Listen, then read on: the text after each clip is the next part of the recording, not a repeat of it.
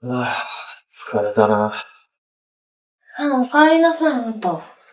ただいま。水もらおうかな。ちょっと待ってね。はい、どうぞ。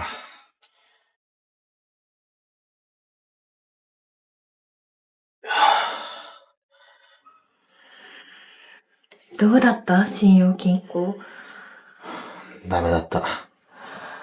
思いつく限り何軒か回ってみたんだけど、どこも借り入れ断られたよ。うちみたいな零細の町工場、門前払いも当然だった。そっか。参ったな。このままだと月末で手形不渡りになるし、25日には従業員の給料も払わないといけないし、とはいえもう金策のあても。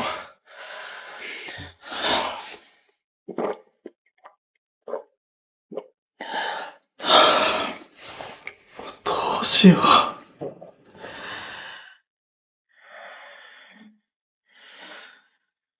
う。ねえ、あなた。あなたのご実家のご両親にお金の相談してみたら？僕の実家に？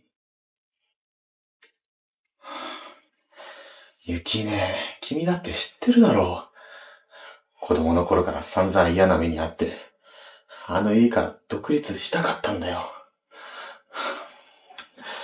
ようやくさ、見かけの子である僕を見下すあの金持ち家族から逃げ出したんだよ。その一心でここまで頑張ってきて、町工場を大きくしたのにさ、またあの実家に頭下げるなんて。He grew up in comfort, but emotional security was never guaranteed. Living in the shadow of an older brother, he learned early how silence and comparison can quietly shape self-worth. Seeking meaning, he left home believing independence would finally make him whole. Years later, he built a stable life, a marriage, a small factory, a routine that looked successful from the outside. Then financial pressure surfaced, awakening an old fear, needing help from the family he once left behind. Caught between pride and responsibility, independence and connection, he faced a choice that would redefine his understanding of strength, family, and himself. When independence failed him, asking for help felt like losing himself. Caught between pride and reality, he found clarity only after his wife reminded him that true strength includes knowing one's limits. The journey home felt heavy. When they arrived, the atmosphere was serious, restrained.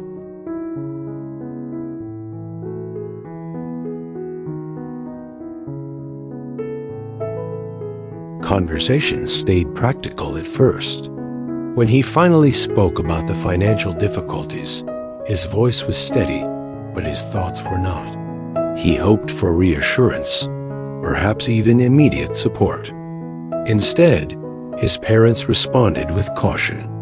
They listened, they asked questions, and then they suggested he take more time to think, not as rejection, but as concern. They wanted to be sure his decisions were thoughtful, not driven by urgency or fear. For him, that response cut deeper than refusal might have. It echoed an old belief that he was still not fully trusted, still not quite enough. The familiar tension returned, tightening quietly inside him. Later, away from the family's presence, the weight of it all settled in. Doubt mixed with frustration, and beneath both, a growing sense of confusion. He had come seeking support, yet found himself confronting something more complex, the gap between how he saw himself and how he believed others saw him. It was in this unsettled space, between expectation and uncertainty, that the true struggle emerged. Not just about money or pride, but about learning whether strength could exist alongside dependence, and whether asking for help could be an act of growth rather than retreat. There is a moment in every internal conflict when the mind can no longer hold all of its defenses at once. For him, that moment arrived quietly, not through confrontation, but through exhaustion. The constant effort to appear composed, capable, and unaffected began to wear thin. What remained was a simple, unsettling question. What if strength didn't mean carrying everything alone? He found himself speaking more openly with his wife. Not carefully chosen words this time, but honest ones. He admitted the resentment he never fully understood, the childhood belief that he had to earn his place rather than simply belong. She listened the same way she always had, without judgment, without urgency. And then, gently, she reflected something back to him that he hadn't considered before. Perhaps his parents' hesitation was not doubt in his character, but trust in his ability to think beyond immediate pressure. Perhaps they were not withholding support, but inviting him to stand more firmly in his own decisions. That perspective shifted something subtle but significant. When his older brother reached out, it didn't feel like competition, as it once might have. It felt like alignment. The conversation between them was calm, grounded, absent of the old comparisons. His brother didn't position himself as superior or instructive. He simply acknowledged the difficulty of carrying responsibility and affirmed that needing support did not erase past efforts or independence. Slowly, the atmosphere changed. His parents began to see the difference, not in dramatic declarations, but in how he spoke, how he listened, how he no longer rushed to defend himself. His questions became more thoughtful, his plans more measured. The urgency softened into clarity. When the family decided to help, it didn't arrive as rescue. It arrived as collaboration. Support was offered alongside expectations, trust paired with responsibility. And for the first time, he didn't interpret conditions as control. He recognized them as respect. As time passed, the practical outcomes followed. The factory stabilized. Decisions became steadier. Pressure eased, not because challenges disappeared, but because he was no longer facing them alone or pretending that he had to. And then came the realization that changed how he understood his past. His family had never withdrawn faith from him. They had never needed him to be perfect or dominant or unquestioningly strong. What they had waited for was this version of him, the one who could hold confidence and humility in the same breath. In recognizing that, something loosened inside him. The old narrative of being overlooked began to fade, replaced by a more generous understanding. He saw now that distance had not been punishment, and patience had not been indifference. It had been a form of belief one that trusted he would eventually arrive at his own understanding of what it means to stand on his own while still standing with others. What stays with us after stories like this isn't the sequence of events, but the quiet recognition of ourselves within them. Because at some point, many of us learn independence so well that we forget how to receive support.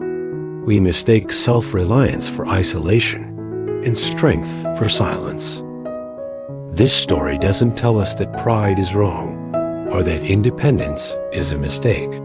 It shows us something more nuanced, that maturity is the ability to hold both, to work hard, take responsibility, and still recognize when support is not a weakness, but a resource. Especially within families, where history can blur intention and emotion, misinterpretation is easy. Silence gets read as disapproval.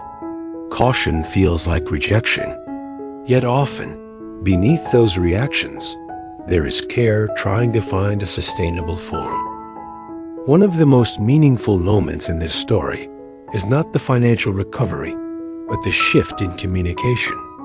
This is a lesson that extends far beyond family dynamics. In marriages, friendships, and professional life, growth often begins when we stop performing strength and start practicing honesty. Recognizing that self-esteem might be protecting an old wound. By asking yourself whether asking for help truly diminishes your self-worth or simply allows others to stand by you. It includes listening, not to respond or justify, but to understand. And perhaps most importantly, it involves redefining success, not as never needing anyone, but as building a life where responsibility and connection coexist, where support does not erase independence, and independence does not require emotional distance. In the end, this story reminds us that family, whether chosen or given, is not meant to solve our lives for us. It is meant to walk with us while we solve them ourselves. And sometimes, the strongest step forward begins with the courage to come back, speak honestly, and allow growth to be shared rather than carried alone.